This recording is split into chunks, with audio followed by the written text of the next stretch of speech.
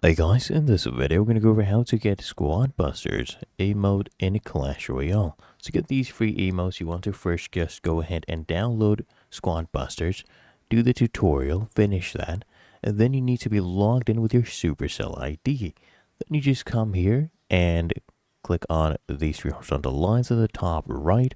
It'll open up your settings, open here your Supercell ID, make sure you are connected, okay?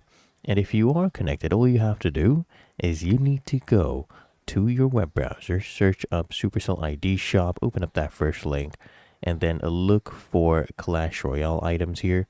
As you can see, thanks for playing Squad Busters. It picked it up.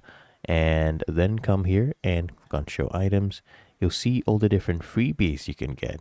So you just have to come here, tap on free for each one, so you can get all of these freebies. And then what you do is you go back, open up Clash Royale. You'll see the items actually delivered.